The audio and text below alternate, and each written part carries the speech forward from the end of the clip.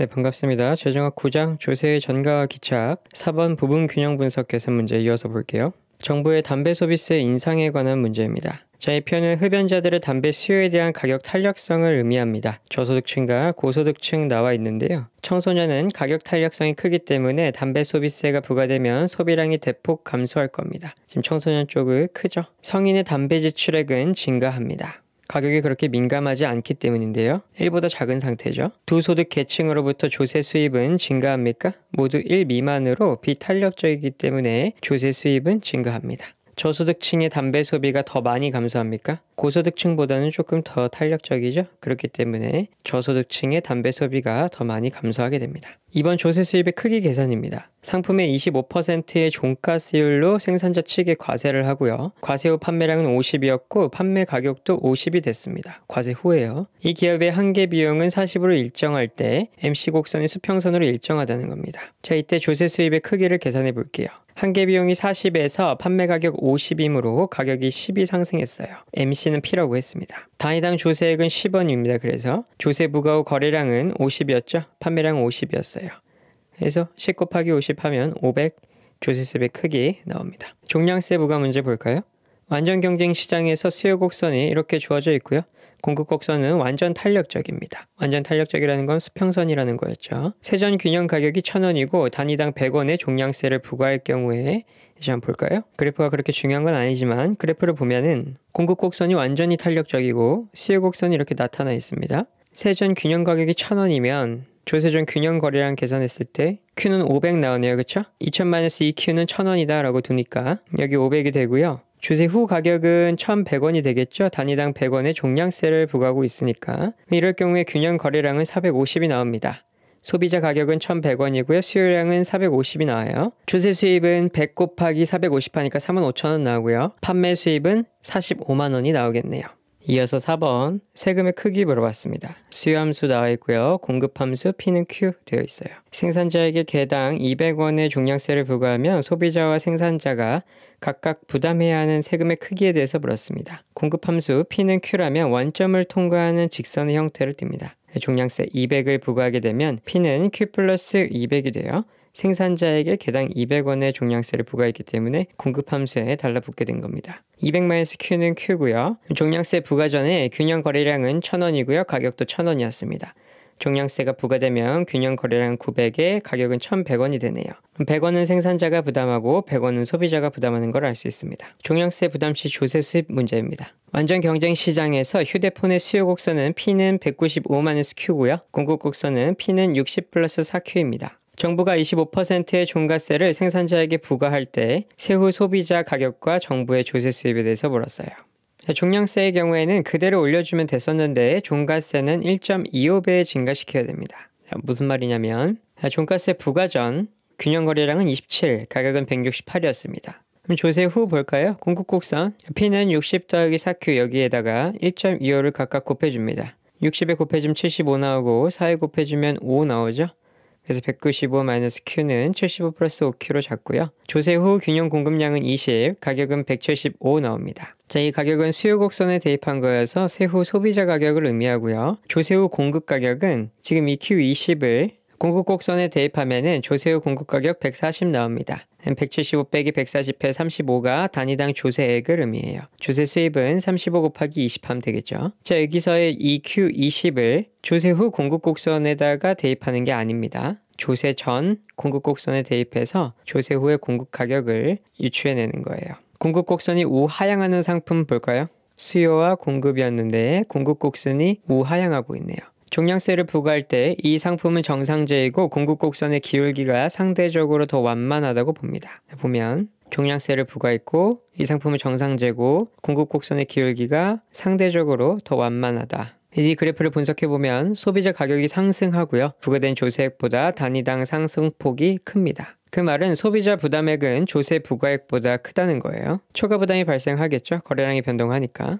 여기에서 여기까지 변동됐죠. 소비자 잉여는 감소하겠고 상품 거래량도 감소했습니다. 자, 세율을 구하는 문제입니다. 소비자에게 종량세를 부과했고요.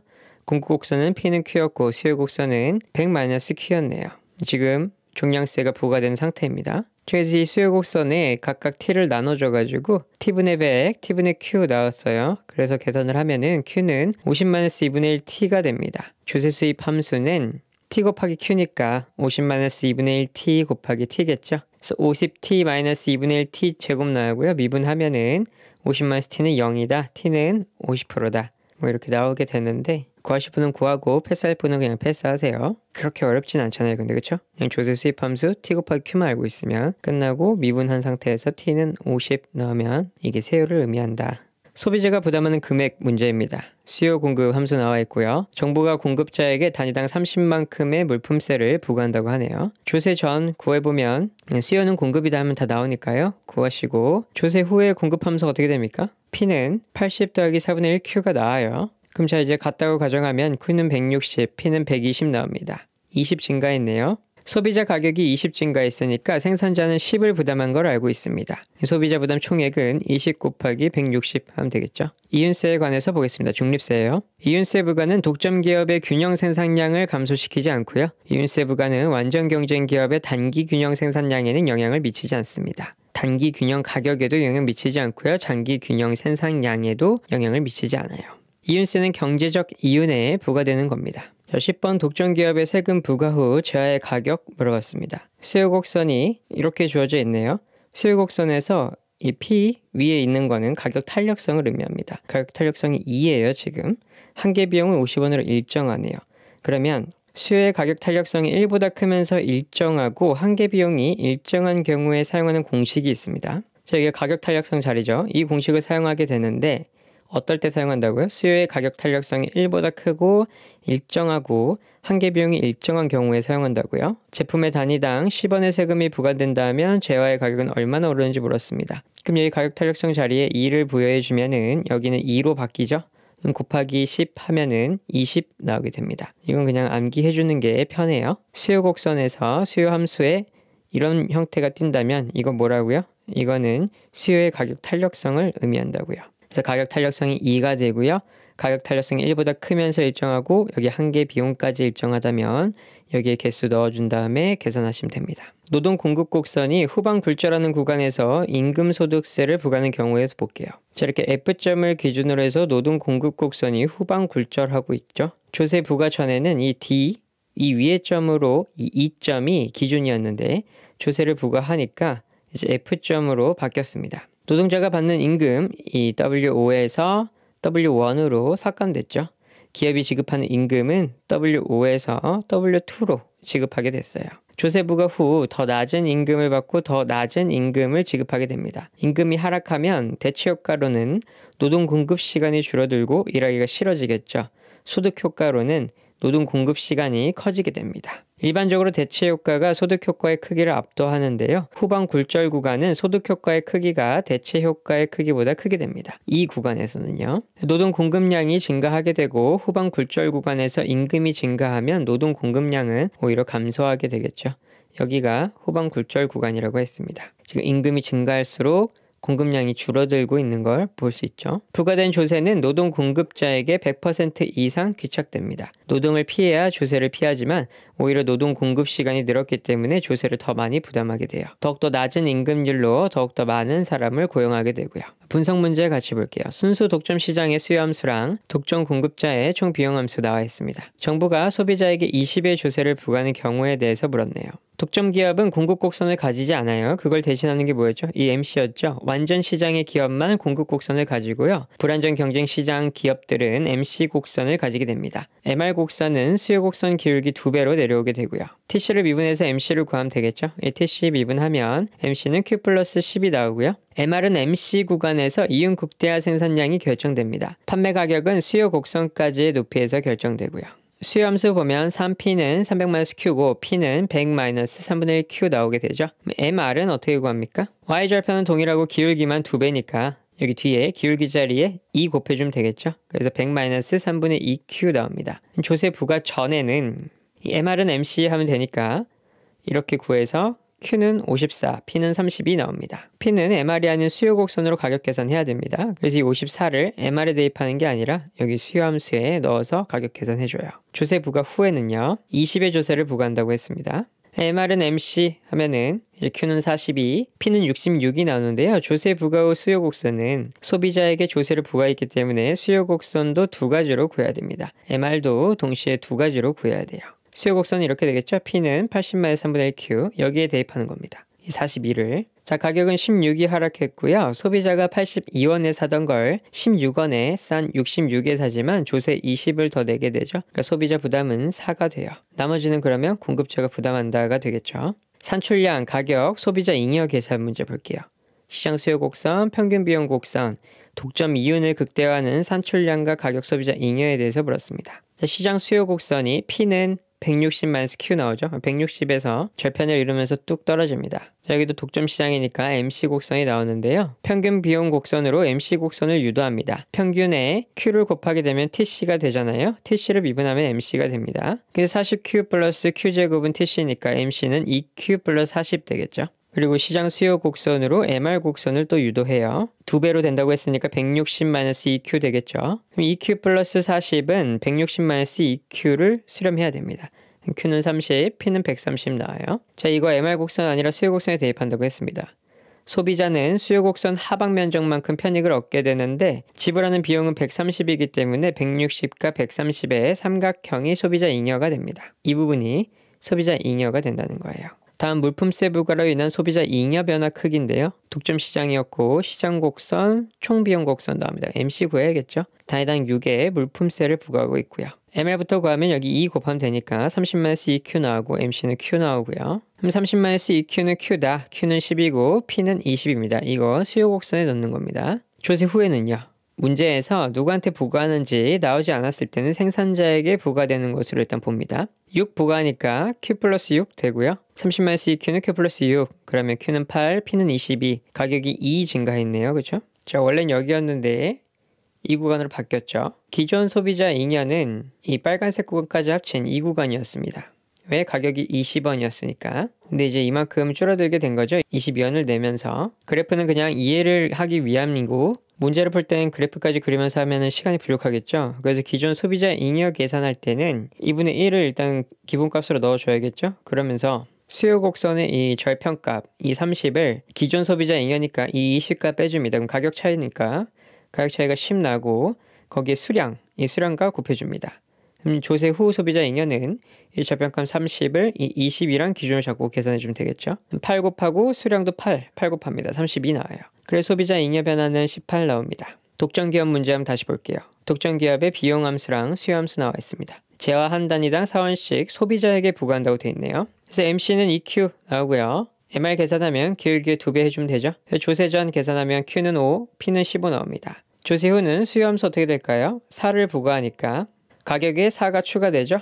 그럼 수요함수는 P는 16-Q가 되겠네요. 그렇죠? MR은 16-2Q가 되고요. 그럼 Q는 4, P는 12입니다. 소비자가 12원에 구매한다고 하면 틀린 거예요. 조세 포함해서 16원에 구매하는 겁니다. 소비자는 가격적으로 3원 이득이나 조세를 4 부담함으로 1이 손해되죠. 생산자가 그러면 조세 3원 부담하고 소비자가 조세 1원 부담하는 걸 알 수 있어요. 3 차이 나지만 조세 4를 부과하니까. 마지막 일반 균형 분석 같이 볼게요. 두 상품이 완전 대체제일 경우에 Y의 조세가 부담되면 조세 부담은 누구에게 귀착되는지 물었습니다. 소비자는 완벽하게 대체할 수 있는 X제로 수요가 넘어가기 때문에 Y제 공급자는 가격을 올릴 수 없겠죠. 즉 Y제 공급자에게 조세가 전부 귀착됩니다. 두 제와 두 생산 요소가 존재하는 하버거 모형에서 자본 집약적인 X제에만 상품세를 부과할 경우 물었어요. 자본 집약적인 X제의 생산 소비는 감소하게 됩니다. 자본의 대량 해고가 발생하고요. 이자율은 하락하게 되고 요소 상대 가격, 이 R분의 W, 임금을 이자율로 나눈 것으로 표현합니다. 즉 이자율 하락은 요소 상대 가격이 상승한다고 볼 수 있어요. 분모가 하락하니까 요소 상대 가격이 전체적으로 상승하게 되겠죠. 요소 집약도 자본 나누기 노동도 상승하게 됩니다. 자본이 저렴해져서 상대적 고용 비율이 증가하게 돼요. 요소 상대 가격과 요소 집약도는 항상 같은 방향으로 움직이게 됩니다. 하버거 모형에서 자본 집약적인 X제에만 상품세를 부과할 때 일어나는 건데요. X제의 생산 소비는 감소하고 자본의 대량 해고가 발생하고 이런 것들이 있습니다. 요소 상대 가격과 요소 집약도의 방향은 항상 같다. X제의 상대 가격은 상승하고 Y제의 상대 가격은 하락하게 되겠죠. X제의 소비는 감소하고 Y제의 소비는 증가하고요. X제의 자본 투입량이 감소하고 Y제의 노동 투입량이 증가한다. 자본의 상대 가격은 하락하게 된다. 생산 요소 공급이 가변적인 경우에 노동 집약적인 산업에 물품세를 부과할 때 나타나는 효과에 대해서 보겠습니다. 그전에는 자본 집약적인 X제에다가 부과했었죠. 그래서 어떻게 했어요? 자본의 대량 해고 발생했어요. 이번에는 노동 집약적인 X제 조세를 부과하네요. 그럼 노동의 대량 해고가 발생하겠죠. 그럼 임금이 하락하고 이럴 경우에 노동 공급이 고정이면 하락폭이 크겠고 노동 공급이 가변적이면 하락폭이 비교적 적겠죠. 고정이냐 가변에 따라서 하락폭은 다릅니다. 임금은 하락하지만 상대적 자본의 가격은 상승하게 돼요. 생산요소 공급이 고정되었을 때보다 자본의 상대 가격 변동에 미치는 효과는 줄어듭니다. 고정되면 하락폭이 크다고 했잖아요. 그런데 공급이 가변적이기 때문에 고정되었을 때보다는 상대 가격 변동에 미치는 효과는 줄어듭니다. 이 임금이 소폭 하락하기 때문이에요. 노동 공급은 감소하고요. 노동과 자본의 대체 탄력성이 작을수록 요소의 상대 가격 변화는 크게 됩니다. 고정될수록 크다는 거죠. 다 같은 말이에요. X제에 대량 해고된 노동이 Y제 공장으로 가고요. 그러나 Y제는 자본 집약적인 제어이기 때문에 L보다는 K가 많이 필요하죠. K가 하던 일을 L이 대체할 수 있습니까? 대체 탄력성이 작으면 대체가 어렵고요. 그러면 인건비는 더 내려가게 되고 대체 탄력성이 크면 대체가 쉬워지니까 조금 내려가게 되겠죠. 암기하는 게 편하다고 하는데 굳이 암기할 건 아닙니다. 대체 탄력성이 작다는 건 고정됐다는 거니까. 생산요소 공급이 고정되었을 때보다 노동의 상대 가격의 변화폭은 적고요. 산업 간 요소 집약도의 차이가 클수록 요소의 상대 가격 변화는 큽니다. 위에서 봤죠? 요소 상대 가격과 요소 집약도는 항상 같은 방향으로 움직인다고요. 크니까 크겠죠. 하버거의 조세 부담, 일반 균형 분석 모형에 관해서 볼게요. 서로 독립적인 두 제하가 각각 법인 부문과 비법인 부문을 가지고 있다는 겁니다. 법인 부문은 자본 집약적으로 생산하는 거고 비법인 부문은 노동 집약적으로 생산한다를 의미합니다. 자, 그렇기 때문에 여기 X제가 노동 집약적이었다면 여기 Y제는 자본 집약적인 게 자연스럽게 따라오는 겁니다. 요소 시장은 완전 경쟁적인 시장이고 노동과 자본의 총량은 일정하며 부문 간 완전한 이동성을 가집니다. 각 제어의 수요 곡선은 우하향하고 있어요. 이게 가정입니다. 어떤 거에? 하버거의 일반 균형 분석 모형의 가정이에요. 산출 효과에 의해서 노동에 대한 자본의 상대 가격이 하락합니다. 자, X제 자본 집약적인 조세를 부과하면 생산이 감소하고 K의 대량 해고가 발생하면서 이율이 하락합니다. 자본 집약적인 제어에 조세를 부과했을 때는요. 일반적인 요소 상대 가격은 임금을 이율에 나누는 건데 노동에 대한 자본의 상대 가격이 하락한다라고 되면은 노동에 대한은 이제 분모로 빠지게 됩니다. 이율을 분모랑 나누게 되겠죠. 그렇기 때문에 자본 집약적인 제어에 조세를 부과하면은 이런 효과들이 발생하게 되는데 이율이 하락하는데 노동에 대한 자본의 상대 가격이 하락한다는 건 이 분자가 하락하는 거기 때문에 상대 가격도 하락하겠죠. 이 말은 즉 자본가가 조세를 부담한다는 겁니다. 자, 법인, 비법인 부문 모두 자본, 노동 비율이 상승해요. 법인은 자본, 비법인은 노동이라고 했습니다. 일반적 요소 집약도는 자본이 분자, 노동이 분모예요. 요소 상대 가격의 변화 방향은 일반적인 요소 상대 가격은 임금이 분자라고 했었죠. 이 자본 노동 비율이 상승하니까 이 요소 상대 가격도 상승하는 겁니다. 요소 대체 효과에 의해 법인 부문에서 노동에 대한 자본의 상대 가격이 하락합니다. 자, 이러면 우린 뭘 알 수 있어요? 하버거의 일반 균형 분석 모형을 보면 산출 효과라는 게 있고 요소 대체 효과라는 게 발생하는구나를 알 수 있죠. 그럼 산출 효과에 의해서 노동에 대한 자본의 상대 가격은 하락하게 되는 거고 요소 대체 효과에 의해서 이 자본 부문의 노동에 대한 자본의 상대 가격도 하락하게 된다. 이걸 알 수 있죠. 과세 후에 법인 부문이 생산하는 재화에 대한 수요는 감소하고 산출 효과와 요소 대체 효과는 서로 같은 방향으로 작용한다. 그러므로 노동자와 자본가 중 어느 한쪽으로 조세 부담이 귀착될지 명확합니다. 하버거 모형 볼게요. 두 산업 간 요소 집약도의 차이가 클수록 상대 가격 비율은 더 큰 폭으로 변화하고요. 조세 부과의 대상이 된 상품에 대한 수요의 가격 탄력성이 클수록 상대 가격의 변화가 더 커집니다. 지금 계속 당연한 말 하는 거예요. 그러니까 이 하버거 모형이 뭔지 몰라도 그냥 보기만 봐도 이건 맞는 말이다라는 걸 알아야 됩니다. 기본적으로는. 원천 측면에서 보면 물품세가 부과된 산업에서 집약적으로 사용되고 있는 생산 요소의 공급자에게 부담이 귀착됩니다. 물품세가 부과된 산업, 이쪽에서 집약적으로 사용되고 있는 생산 요소의 공급자에게 부담이 귀착되겠죠. 당연히. 생산 요소 간의 대체 탄력성이 작을수록 상대 가격 변화는 커진다. 고정적일수록 커진다고 했어요. 사용 측면에서 보면 과세되는 상품을 상대적으로 더 많이 소비하고 있는 사람일수록 더 많은 부담을 지게 된다. 이것도 당연하죠. 6번 볼게요. 요소 시장과 생물 시장이 완전 경쟁적인 경우에 노동 집약적인 X제 산업에 물품세를 부과할 때 나타나는 효과에 대해서 물었습니다. 생산 요소 공급이 가변적이라고 하네요. 좀 덜 떨어지겠네요. 그렇죠? 자, 노동 집약적입니다. 볼게요. X제 산업의 임금률은 하락하겠죠, 당연히. 노동 집약적인 X제 산업에 물품세를 부과하면 생산량 하락하고 노동력 하락하고 임금까지 하락합니다. 생산 요소 공급이 가변적인 경우에는 요소 상대 가격의 변화폭은 작겠죠. X제 산업에 물품세가 부과되었을 때 대체 효과가 소득 효과보다 크다면 노동 공급량은 감소합니다. 자, 임금이 하락했을 때 대체 효과는 뭡니까? 노동량이 감소하죠. 왜? 노동의 대체는 뭐예요? 여가죠. 여가의 가치가 올라가게 되니까 내 임금이 하락하면 여가의 가치가 올라가니까 대체 효과로서는 노동량이 감소하게 됩니다. 여가를 선택하니까. 소득 효과로는 뭐예요? 내 소득이 직접적으로 줄어드니까 노동량은 증가한다. 그겁니다. 그런데 대체 효과가 소득 효과보다 크다. 그러니까 당연히 노동량은 감소한다. 그 말입니다. 물품세 부과에 따라 X제 상대 가격이 상승하기 때문에 X제를 더 많이 소비한 사람일수록 부담이 증가하겠죠. 생산 요소 공급이 고정적인 경우와 비교하면 물품세가 자본과 노동에 상대 가격이 미치는 효과는 줄어들게 됩니다. 고정적일 때 효과가 더 크니까요. 상대 가격에 미치는 효과가.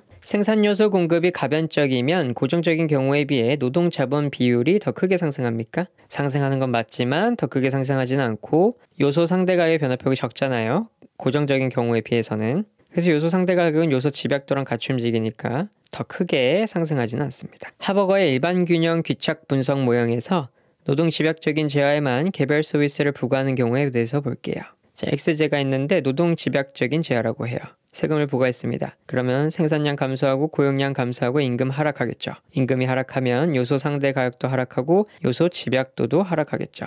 원천 측면에서 보면 노동자는 자본가보다 상대적으로 높은 조세 부담을 지게 되겠죠. 노동과 자본 사이의 대체 탄력성이 클수록 상대적으로 노동자의 조세 부담이 더 적습니다. 과세 대상 제화에 대한 수요의 탄력성이 클수록 노동자가 상대적으로 더 큰 조세 부담을 지게 돼요. X제 사용 안 하고 Y로 그냥 다 넘어가 버리면 되니까요. 그 부담이 모두 다 X제를 생산하고 있던 이 노동자한테 그 부담이 다 지어진다는 겁니다. 소비자들의 선호가 동일하지 않을 경우에는 원천 측면뿐만 아니라 사용 측면에서도 조세 부담을 고려해야 돼요. 두 제화 사이의 요소 집약도의 차이가 클수록 노동자가 상대적으로 더 큰 조세 부담을 지게 됩니다. 요소 집약도의 차이가 크다는 건 대체 탄력성이 작다는 것과 같습니다. 자, 여기까지 9장 조세의 전가와 기착 봤고요. 다음은 10장 조세와 효율성, 초과 부담에 대해서 보겠습니다. 수고하셨습니다.